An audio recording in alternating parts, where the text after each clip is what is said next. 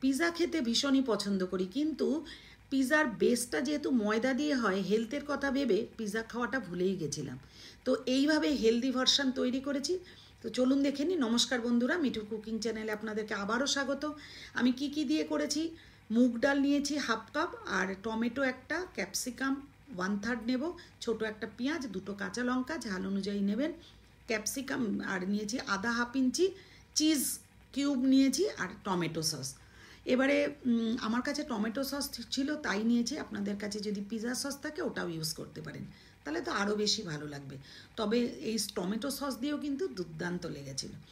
তো ক্যাপসিকামগুলো আমি একটু বড় বড় করে কেটে নিয়েছি, খুব ঝিরিঝিরি নয়, চিলি চিকেনে যেরকম দেয় তার থেকে একটু ছোট, মানে চিলি চিকেন একটু বড় বড় দিই, যেহেতু মিনি পিৎজা একটু ছোট ছোট করেই কেটেছি। পেঁয়াজও ঠিক সেইভাবেই একটু ছোট ছোট করে কিউব করে কেটে নিয়েছি, টমেটোগুলো দানা ছাড়িয়ে ছোট ছোট করে কিউব করে কেটে নিয়েছি, টমেটো কিন্তু অর্ধেক লেগেছে। তো এইভাবে করে সমস্ত কিছু রেডি করে নিয়ে তারপরে কিন্তু আমি তাওয়াটা গ্যাসে বসিয়ে দিয়েছিলাম, মানে ফ্রাইং প্যান যেটাতে করেছি। তো আমার চ্যানেল, যদি আমার ভিডিও আপনাদের ভালো লেগে থাকে তাহলে অবশ্যই চ্যানেলটাকে সাবস্ক্রাইব করে পাশে থাকবেন। যারা নতুন, বেল আইকনটা প্রেস করতে ভুলবেন না, যাতে পরবর্তী ভিডিও আপলোড করার সাথে সাথে নোটিফিকেশানটা আপনাদের কাছে যায় আর আপনারা দেখতে পারেন। আমি যে ইনগ্রিডিয়েন্টগুলো দিয়ে যে জিনিসটা বানাই, মোটামুটি পিজিতে যারা থাকে তারাও কিন্তু এইভাবে বানাতে পারে, খুবই সহজে হয়। শুধু এই মিক্সিটা লাগবে।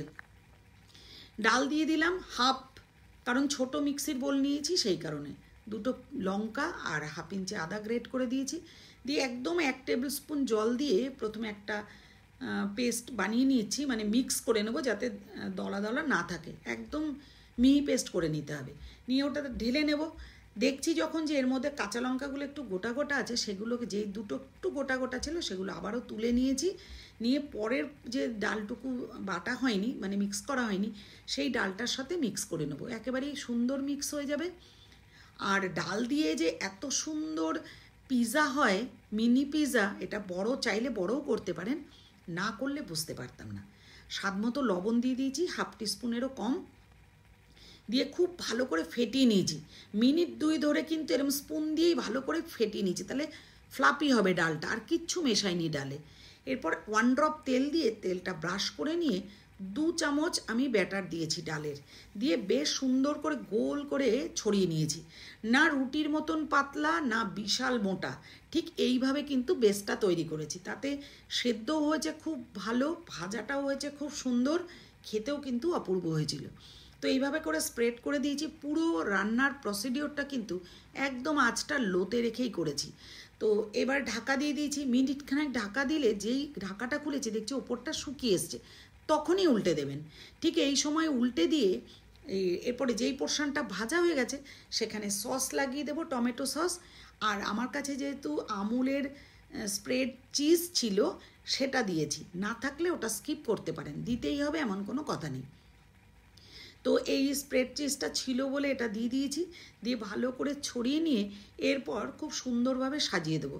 সবুজ ক্যাপসিকামটাই ছিল শুধু সবুজ কালারের, তো ওটাই দিয়েছি। যদি আপনাদের কাছে বেল পেপার থাকে, মানে হলুদ লাল কালারের ক্যাপসিকাম থাকে, ওটাও কিন্তু দিতে পারেন। যেমন কালারফুল খাওয়া শরীরের জন্য ভালো, তেমন দেখতেও কিন্তু খুব সুন্দর লাগে। তো এইবারে আমি ক্যাপসিকাম, তারপরে পেঁয়াজগুলো সাজিয়ে দিলাম, তারপরে দিয়ে দেবো টমেটো কুচিগুলো, সাজিয়ে দিয়ে ওপর থেকে চিজটা গ্রেট করে দেবো। বাচ্চা বড় প্রত্যেকেই চিজ খেতে কিন্তু খুবই ভালোবাসে। তো অল্প, যেহেতু মিনি বানিয়েছি, অল্প একটু চিজ গ্রেট করে দেবো, মানে কিউব যে চিজটা তার হাফ গ্রেট করে দিয়ে দিয়েছি। দিয়ে আবারও মিনিটখানেক ঢাকা দিয়ে রেখে দেব, তাতে কী হবে, উপর থেকে চিজটা মেল্ট হয়ে যাবে। তো ব্যাস, একেবারেই পিৎজা রেডি। এরকমভাবে বানিয়ে খেয়ে দেখবেন। তবে সেকেন্ডটার মধ্যে কিন্তু আমি মানে চিলি ফ্লেক্স আর অরিগানো দিয়েছিলাম, থাকলে আপনারা দেবেন, আরও বেশি টেস্ট লাগবে, নাহলে উপর থেকে ছড়িয়ে নিতে পারেন। ভিডিওটা কেমন লাগলো জানাতে ভুলবেন না, ভালো লাগলে সাথে থাকবেন। Thank you.